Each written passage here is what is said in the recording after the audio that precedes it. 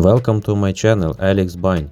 The Hyundai Creta 2025 lineup will be joined by an electric modification. The Hyundai Creta Electric crossover is capable of acceleration to 100 km/h in 7.9 seconds. The range of an affordable electric car reaches 473 km. The new Hyundai Creta Electric differs from its gasoline counterpart in its front-end design, with a cap in place of a grille and new bumpers.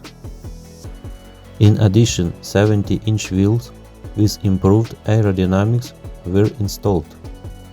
The interior of a Hyundai Creta Electric was not shown, but is known that the crossover will retain two 10.25-inch displays on the front panel.